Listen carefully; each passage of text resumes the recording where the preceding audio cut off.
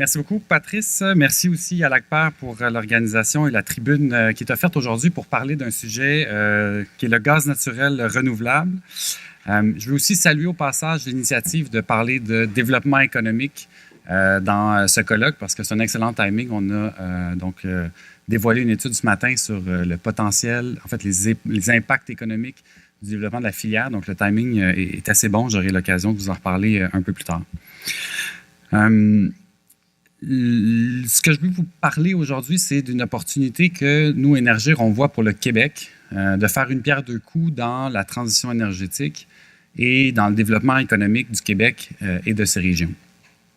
Donc, c'est un peu autour de ces deux thématiques-là dont je vais vous entretenir aujourd'hui et vous parler un peu de cette fameuse transition énergétique-là. Et pour parler de transition énergétique, eh bien, il faut bien comprendre de où on part et quelles sont nos émissions de GES et quel est notre mix actuel énergétique. Quand on regarde notre mix, on l'oublie souvent, mais la moitié de l'énergie qui est consommée au Québec est achetée à l'extérieur de la province de Québec. Ça représente des dizaines de milliards de dollars qui sortent de la province à chaque année. Et si on augmente la production locale d'énergie, bien, c'est des dizaines de milliards de dollars que l'on pourrait réinvestir dans les communautés, dans les régions du Québec. Je vous l'ai dit, il faut bien connaître notre mix énergétique aussi pour vraiment accélérer cette transition énergétique-là. Lorsqu'on regarde ce que l'on produit, on est chanceux, on a l'hydroélectricité au Québec, on a 37 %, on a un peu aussi de biomasse forestière. Ça nous amène à peu près, si on gonfle les chiffres, à près de 50 % d'énergie renouvelable. Si on se projette dans le temps, puis on se dit que notre mix énergétique futur sera carboneutre, avec une grande consommation d'énergie renouvelable, une grande part des énergies renouvelables, bien, on a énormément de travail à faire pour atteindre cette vision-là. Et avant d'atteindre cette vision future-là, bien, on a aussi certaines cibles en 2020, en 2030 et en 2050 à atteindre. 37 % d'électricité renouvelable qui est consommée au Québec, c'est très bien. Notre collègue de la Finlande le mentionnait, on est le 4e dans les États dans le monde les moins, où la consommation d'énergie renouvelable est la plus élevée. Mais est-ce qu'on peut vraiment seulement miser là-dessus pour réaliser cette transition énergétique-là? Parce que si c'est notre stratégie, ça veut dire qu'il faut pratiquement tripler toutes les infrastructures de barrage, de puissance électrique, de transport, de distribution. Et ça veut dire aussi qu'on fait une croix sur tous les consommateurs du Québec qui ne peuvent pas être électrifiés. Et là, on l'oublie souvent encore une fois, mais le Québec a un tissu industriel qui est très important pour qui l'électrification n'est simplement pas une option parce que d'un point de vue technique ou économique, ça ne fonctionne pas. Donc, pour ces consommateurs-là, il faut trouver d'autres solutions qui ne sont peut-être pas nécessairement électriques. Pour là où il y a de l'électrique, tant mieux, on y va, il faut continuer. Donc, le 37 %, il faut qu'il grandisse. Mais en même temps, il faut aussi trouver des solutions pour les besoins à usage thermique, qui représentent en ce moment 63 % de la consommation énergétique du Québec. Ces solutions-là, nous, on les voit qu'elles doivent être, pertinentes. Donc, je vous le mentionnais, il faut que ça réponde à un besoin des consommateurs.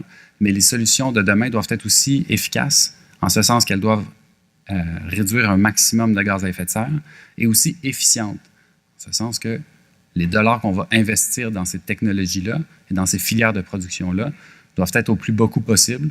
Puis le métrique qu'on aime bien utiliser chez nous, c'est le dollar de la tonne de GES évité. Donc, je vous parle un peu d'énergie, qu'est-ce qu'on fait dans la transition énergétique pour vous donner un peu une idée de notre rôle. Donc, c'est une stratégie qui se déploie en 3 temps. Donc, réduire en premier parce qu'on le sait, la meilleure énergie, c'est celle qu'on ne consomme pas. Ça fait drôle de dire ça dans une association de producteurs d'énergie renouvelable, mais c'est quand même la réalité. Et Énergie, ça fait depuis 2001 qu'on aide nos clients, nous, à réduire la consommation d'énergie qu'ils ont. Donc, on a sauvé avec ça 1 million de tonnes de gaz à effet de serre. Donc, on est assez fiers de ça. Après, remplacer par du gaz naturel là où ça fait du sens. Et là, soyons clairs, le gaz naturel, ce n'est pas une énergie qui est parfaite, okay? Mais elle est meilleure que certaines. Donc, c'est mieux que de brûler du mazout, du charbon, du diesel, du coke de pétrole. Donc, en transition, ça peut être une alternative qui va nous permettre dès aujourd'hui de réduire les émissions de GES. Puis le troisième pilier, qui me tient le plus à cœur parce que c'est ma job, c'est d'intégrer plus de renouvelables dans ce qu'on distribue comme énergie. Il n'y a pas 36 000 façons de verdir ce qu'on distribue comme énergie. La seule façon, c'est d'intégrer plus de gaz renouvelable dans notre réseau. Okay? Et c'est le focus, en fait, de ce que je veux vous parler aujourd'hui. Donc, je vous parlerai de un peu qu'est-ce que c'est le gaz naturel renouvelable. Peut-être qu'il y en a que c'est la première fois qu'ils en entendent parler. Je vais quand même être rapide parce que il y en a pour la majorité d'entre vous que je soupçonne que vous savez très bien de quoi il s'agit. Mais aussi vous expliquer le rationnel stratégique derrière ça et pourquoi on investit du temps et pourquoi on pense que c'est bon et c'est porteur de développement économique pour le Québec. Alors, qu'est-ce que c'est le GNR? Donc, en opposition à... je ne sais pas où est-ce qu'il faut que je pointe. Voilà. Alors, gaz naturel conventionnel... Voilà, ça a été trop vite. Gaz naturel conventionnel versus gaz naturel renouvelable. Donc, premier constat qu'on peut faire, c'est que le mot gaz naturel dans les deux termes. Okay? Donc, c'est la même molécule, c'est du CH4. Qu'est-ce que ça veut dire? C'est que pour nos clients, c'est parfaitement interchangeable. Donc, la molécule de renouvelable versus la molécule de gaz conventionnel, c'est exactement la même chose. C'est pareil dans l'électricité. Lorsque vous allumez la lumière, la switch, elle ne fait pas la distinction si c'est un électron qui a été fait avec du charbon ou avec de l'hydroélectricité. C'est la même chose pour une chaudière au gaz naturel. Si c'est du gaz naturel renouvelable qui est utilisé, ça va être exactement la même. Il n'y aura pas de différence. Pas d'ajustement au brûleur. Après, la différence vient dans la source d'énergie. Il y en a une qui est produite de façon conventionnelle, une autre qui est produite de façon renouvelable. Et là, vous allez me dire comment est-ce qu'un gaz, si on le brûle, peut venir renouvelable. Il me semble que c'est peut-être pas nécessairement la chose la plus intuitive. Rappelons-nous, les 5 formes d'énergie renouvelable, il n'y en a pas 36, c'est le soleil, la géothermie, le vent, l'eau et les matières organiques. Pourquoi est-ce qu'on dit que c'est des énergies renouvelables? C'est parce que par opposition aux énergies fossiles, elles se renouvellent très rapidement sur l'échelle de vie humaine, ce qui fait en sorte qu'elles sont considérées comme pratiquement inépuisables, contrairement aux énergies fossiles qui ont pris des centaines de millions d'années à se faire et qui, à un moment donné, vont être épuisées. Okay? Donc, nous, ce qui nous intéresse beaucoup dans ces 5 formes d'énergie renouvelable-là, c'est la matière organique résiduelle. Okay? On peut produire du gaz naturel renouvelable à partir de plusieurs types de matières organiques.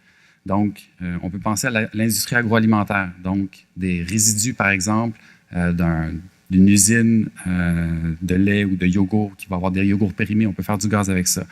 Les bacs bruns des municipalités qu'on entend beaucoup parler récemment.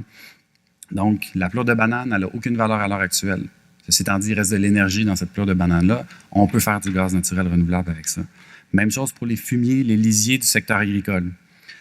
Donc, il y a certains secteurs stratégiques de l'économie qui peuvent être mis à contribution.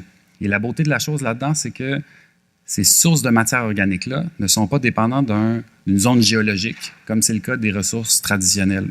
Donc, les matières organiques sont là où les humains vivent, entre guillemets, où sont les communautés. Donc, ça s'imbrique vraiment dans un concept d'économie circulaire. On mise sur 3 types de technologies pour augmenter la proportion de production de gaz naturel renouvelable au Québec. La première, c'est la digestion en aérobie. C'est des usines comme celle de Saint-Hyacinthe. Si vous passez sur la 20 à hauteur de la sortie 130, il y a des grosses cuves, c'est des biodigesteurs. Ils prennent les boues municipales, ils prennent les bacs bruns, ils prennent toutes sortes de matières organiques résiduelles et ils transforment ça en gaz naturel renouvelable. Ils utilisent ce gaz-là pour alimenter bibliothèques, flotte de transport municipal et tout l'excédent est revendu à Énergir. Donc, c'est le premier type de technologie. Après, il y a la pyrolyse et gazéification, procédé thermochimique, dans lequel on va convertir de la biomasse forestière résiduelle. Là, rassurez-vous, l'idée, c'est vraiment pas d'aller couper des arbres pour faire du gaz. L'idée, c'est de prendre de la biomasse forestière résiduelle qui n'est pas valorisée à l'heure actuelle, donc qui ne génère aucune richesse, et d'aller extraire la valeur énergétique et de le transformer en gaz naturel renouvelable. Par exemple, une épinette qui aurait eu de la tordeuse. On ne peut pas faire des 2x4 avec ça. Est-ce qu'il reste de l'énergie? La réponse, c'est oui. Donc, est-ce qu'on peut justement en faire un gaz naturel renouvelable, l'injecter dans le réseau, puis remplacer un combustible fossile? La réponse, c'est oui. Le troisième type de technologie, c'est le power to gas. En gros, vraiment très simplifié, ça prend 2 intrants pour faire du power to gas, des surplus d'énergie renouvelable et du CO2. Donc, de ces 2 éléments-là, on est bien positionné, le Québec. On a des bon surplus d'électricité renouvelable et du CO2, c'est ce qu'on essaie de réduire donc dans la transition énergétique. Donc, c'est une véritable solution.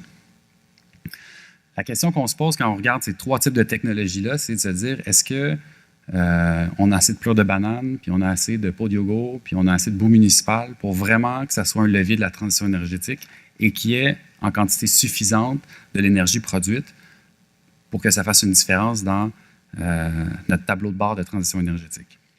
La réponse, c'est oui. Il y a une étude qui a été réalisée par WSP Deloitte qui a été publiée à la fin de l'année 2018 qui mentionnait qu'il a quantifié et évalué le potentiel technico-économique, donc qu'est-ce qu'on pourrait produire de façon économique à court terme et à moyen terme. Donc, dès aujourd'hui, 12% du gaz naturel qui est livré au Québec pourrait être de sources renouvelables. Et cette proportion-là monte à 66% quand on arrive en 2030. Ça, c'est seulement pour les deux premières technologies, donc la digestion anaérobie et la pyrolyse et gazéification. Si on incluait le power to gas qui n'est pas quantifié dans l'étude, on pourrait imaginer qu'on arrive à des taux assez élevés, voire même 100%. 66% de gaz naturel renouvelable au Québec, ça représente 7,2 millions de tonnes de gaz à effet de serre évitées. C'est 1,5 million de voitures, donc c'est significatif. Et la beauté de la chose aussi, comme je le mentionnais, étant donné que c'est des gisements de matières organiques qui sont là où les gens vivent, toutes les régions du Québec ont le potentiel de produire du gaz naturel renouvelable. Mais il y a d'autres choses aussi qui nous motivent d'aller et puis d'investir des efforts dans cette filière-là. La première, je vous en ai parlé, c'est de réduire efficacement les gaz à effet de serre. La deuxième, c'est de répondre aux besoins énergétiques des consommateurs. Je l'ai mentionné aussi, les clients, les consommateurs du Québec ont différents besoins et pour certains, l'électrification n'est pas une solution. Donc, on veut développer des solutions pour les besoins thermiques aussi des consommateurs. Puis finalement, c'est vraiment une filière qui a le potentiel de créer beaucoup de retombées économiques en région puis de dynamiser les régions. Comme je le mentionnais, les ressources sont là où les gens vivent. Alors, prenons quelques instants pour passer au travers de ces trois points-là pour voir comment est-ce qu'on réduit efficacement les GES puis que ça contribue au développement économique des régions puis que ça répond aux besoins énergétiques. Réduction efficace des GES, ça a un triple impact environnemental. Parce que premièrement, quand on prend une plure de banane puis qu'on ne l'envoie pas au site d'enfouissement, c'est des GES. Si on prend la plure de banane, on l'envoie à l'enfouissement, ça va émettre du méthane à l'atmosphère, donc ça émet des gaz à effet de serre. Si on évite d'enfouir, puis on produit de l'énergie avec cette plure de banane-là, puis on extrait la valeur énergétique, on l'injecte dans un réseau gazier, on est capable d'aller déplacer une énergie fossile. Donc, il y a vraiment deux effets qui viennent s'additionner pour réduire les gaz à effet de serre ici. La beauté aussi de cette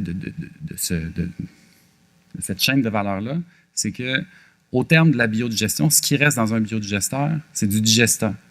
Lorsqu'il est bien fait, il peut être retourné au champ et substituer une portion des engrais chimiques. Donc, encore une fois, réduction de gaz à effet de serre. Ce qui est bien aussi, c'est que ça s'inscrit dans un concept d'économie circulaire. Donc, étant donné qu'on va valoriser donc, de la matière organique qui n'a aucune valeur pour l'instant, nous, on s'intéresse vraiment à qu'est-ce qui n'est pas valorisé, puis qu'est-ce qui est envoyé, qu'est-ce qui est jeté à la poubelle, puis qu'est-ce qui ne crée pas de richesse. On est en train de créer de l'économie, de la richesse, et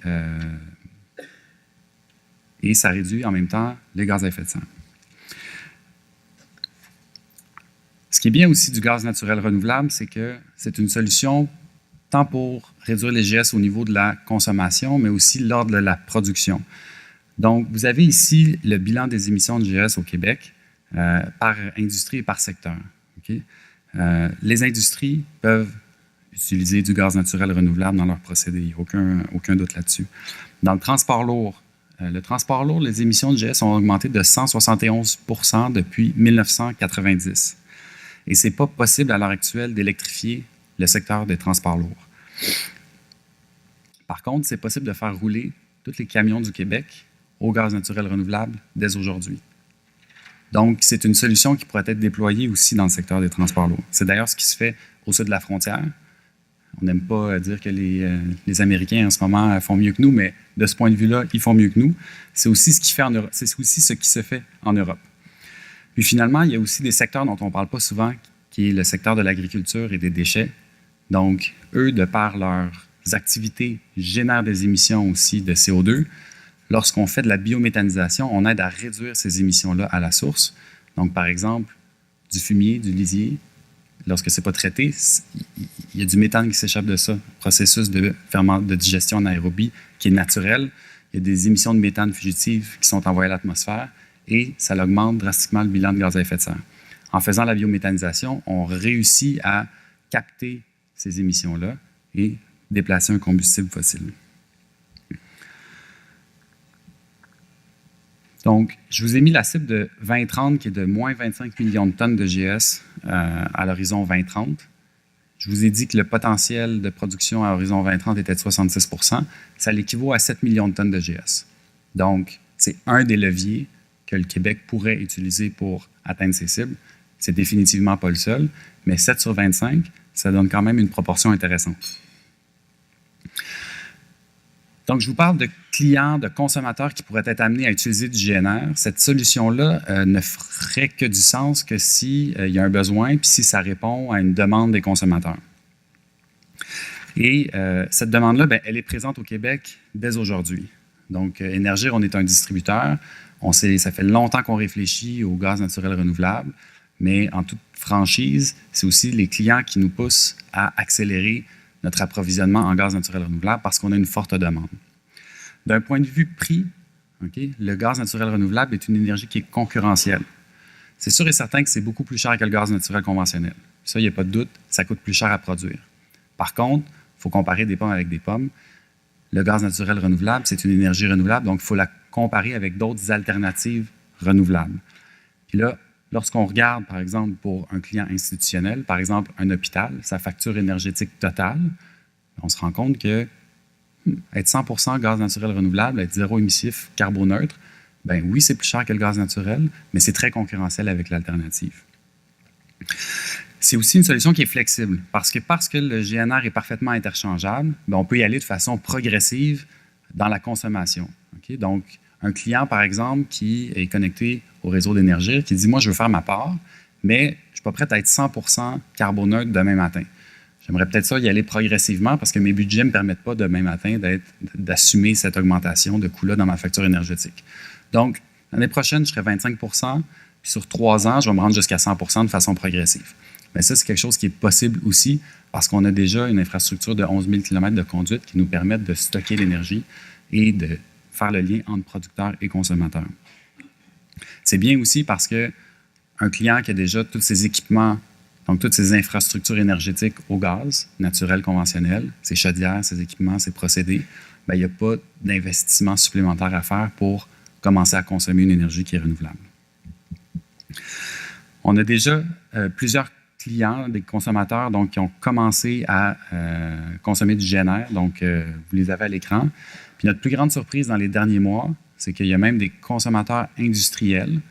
Typiquement, les consommateurs industriels, c'est ceux qui sont le plus drivés par la facture énergétique et des coûts vraiment très, très concurrentiels. Et ils ont commencé à cogner à notre porte pour nous dire « Ah, tu sais quoi, GNR, ça ferait du sens, puis on serait peut-être intéressé à en consommer. On aimerait ça en avoir. » Donc ça, c'est quelque chose qui nous a un peu pris par surprise parce qu'on se disait dans notre plan de commercialisation futur du GNR, si on en a à commercialiser, ben c'est qui? Ça va être surtout les institutionnels qui vont être soumis à l'exemplarité de l'État. Mais dans les faits, ça va beaucoup plus loin que ça. Même les industriels ont démontré de l'intérêt.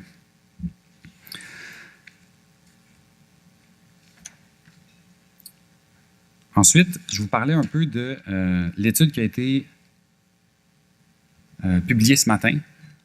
C'est aussi un levier de développement économique assez important.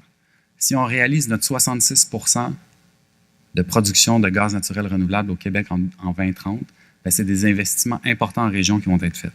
On parle de 20 milliards pour la phase de construction. Puis après ça, c'est 15 000 emplois que ça va soutenir pendant la phase d'exploitation. C'est 15 000 emplois pendant un minimum de 20 ans d'exploitation. C'est des emplois de qualité avec un salaire moyen de plus de 65 000 $ par emploi. Donc, c'est attirant. Et ce qui est bien, encore une fois, comme je vous disais, c'est que c'est des retombées qui sont dans toutes les régions parce qu'il y a le potentiel de produire dans chacune des régions du Québec.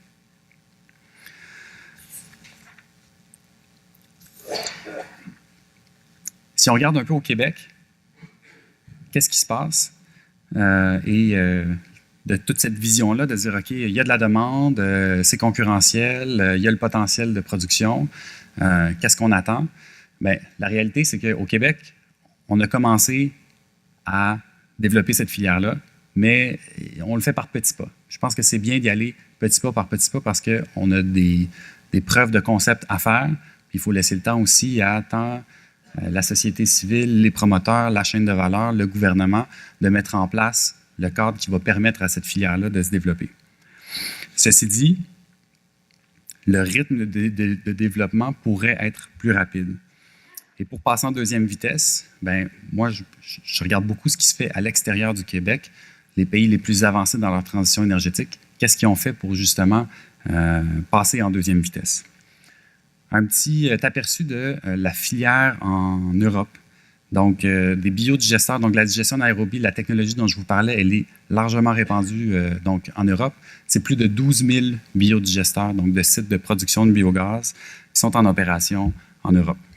Mais la majorité d'entre elles font de l'électricité parce que le mix électrique en Europe, malheureusement, n'est pas aussi reluisant que celui du Québec. Est-ce que ce serait logique au Québec de faire de la biométhanisation puis de produire de l'électricité? La réponse, c'est non, parce que notre électricité, elle est déjà renouvelable puis on a déjà des surplus. Donc, il y a une manière un peu plus logique d'utiliser ce biogaz-là. Et c'est ce que l'Europe a commencé à faire depuis les 5 à 10 dernières années, c'est de se dire, attention, il y a d'autres solutions énergétiques renouvelables, de production d'électricité renouvelable qui sont là pour l'électricité. On n'a peut-être pas besoin de faire de l'électricité avec notre biogaz. À la place, on pourrait l'injecter dans un réseau gazier. Et c'est ce qui est fait. 542 sites injectent à l'heure actuelle en Europe. Okay? Et c'est des statistiques qui sont vieilles parce que juste en France, 44 que vous voyez à l'écran est rendu à 70. Et ça fait même pas 6 mois. Et il y a 120 projets qui sont dans la ligne d'attente. Lorsqu'on regarde le Royaume-Uni, ils ont triplé le nombre de projets dans les 3 dernières années. En Italie, il y a seulement 7 projets à l'heure actuelle qui injectent, mais ils ont l'ambition d'injecter 353 BCF de gaz d'ici 2030. Pour vous donner une comparaison, Énergir distribue à peu près 200 BCF donc, au Québec. Donc, l'Italie est vraiment en train d'accélérer ses investissements. Ils ont d'ailleurs débloqué un budget de 4,7 milliards d'euros à dépenser d'ici 2022 pour donner effet à l'essor de cette filière-là. Donc, peut-être qu'est-ce qui est à retenir ici, c'est que c'est un travail d'équipe, mais avant tout, il y a la chaîne de valeur à mobiliser, mais il y a aussi le gouvernement qui a son rôle à jouer. Lorsqu'on regarde en Europe pourquoi est-ce que ça s'est développé, bien, il y a eu un cadre réglementaire qui s'est mis en place et des mécanismes d'appui pour justement développer ces filières-là. Entre 2012 et 2018, tous les pays que vous voyez là ont maintenu donc, les programmes d'aide ou les ont bonifiés avec différents mécanismes. Donc, ce qui fait en sorte que la dynamique va encore plus s'accélérer pour verdir les réseaux gaziers aussi européens. Si je reviens finalement au Québec, l'état un peu de la filière, ben, c'est encourageant parce qu'il y a beaucoup de progrès qui ont été faits dans les 2-3 dernières années et on a une bonne écoute de l'ensemble des parties prenantes. Donc, tant les équipementiers, le gouvernement, on a un écosystème qui est en train de se mettre en place. Au niveau des conditions de marché, Énergir, nous, on n'a pas tous les leviers donc pour faire lever cette filière-là, mais on en a certains.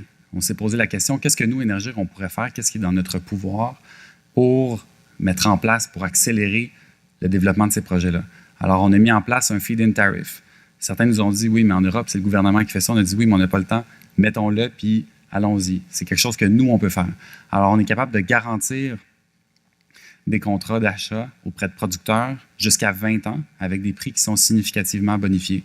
Donc, le prix de la molécule à l'heure actuelle est autour de 4 $ le gigajoule et on est capable de garantir des prix qui vont jusqu'à 22. Donc, entre 4 et 22, ça fait une différence dans le business case. Après, il y a tout le cadre réglementaire aussi qui est à mettre en place. Donc, il y a un projet de règlement qui a été déposé au mois d'août passé qui va dicter la quantité de gaz naturel renouvelable qui devrait être distribuée par les distributeurs gaziers. Donc ça s'en vient. On espère l'adoption de ce règlement-là sous peu. Il y a aussi le bannissement de l'enfouissement des matières organiques aussi qui aide. Est-ce qu'on pourrait envisager de l'étendre aux industries puis autres acteurs qui sont non municipaux? Finalement, il y a les aides financières. Donc, il y a le PTMO-BC où les municipalités sont bien desservies. Il y a dans le plan directeur de TEC, un budget pour le déploiement des 3-4 premiers projets agricoles, parce que le secteur agricole est un grand potentiel de développement. Mais il y a aussi plein de projets qui sont orphelins et qui n'ont pas d'aide financière et qui pourraient être réalisés et qui sont des victoires faciles. Prenons des sites d'enfouissement qui captent des biogaz à l'heure actuelle et qui détruisent ces biogaz-là. Donc, on passe à côté d'un site d'enfouissement et on voit une torchère, ça brûle de l'énergie renouvelable qui pourrait être utilisée par un ArcelorMittal à 3 km de là. Malheureusement, ils ne peuvent pas construire un réseau pour acheminer ce biogaz-là, mais ils pourraient utiliser le réseau d'énergie.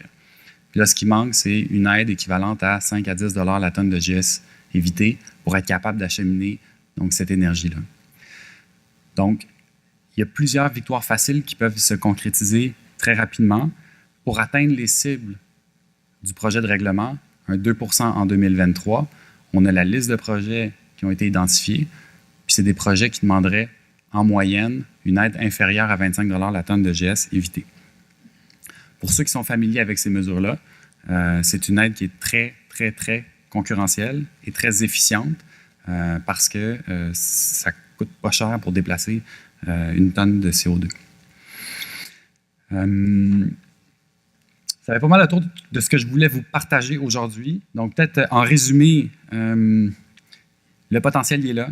Donc, 12 % dès aujourd'hui de gaz naturel renouvelable qui pourrait être produit et consommé au Québec, 66 % à l'horizon 2030, puis probablement 100 % lorsqu'on inclut le power to gas. C'est une solution qui est stratégique pour la transition énergétique. Donc, on peut développer plusieurs projets dès aujourd'hui qui vont avoir des impacts sur notre bilan de GES très rapidement à des coûts qui sont très faibles. Donc, moins de 25 $ la tonne de GES évité, je le répète, c'est des mesures qui sont très efficientes. Puis, ça répond aussi à un besoin en énergie thermique pour les clients qui ne peuvent pas aller vers l'électrification. Donc, c'est complémentaire avec l'électricité. Finalement, ça crée des retombées en région. Les chiffres parlent d'eux-mêmes.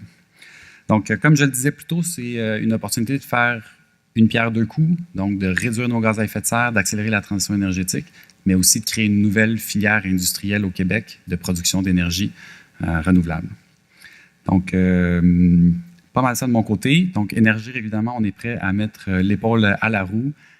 Donc, très ouvert d'avoir des discussions avec l'ensemble des développeurs et promoteurs et autres personnes qui seraient intéressées à en connaître plus sur le sujet. Merci.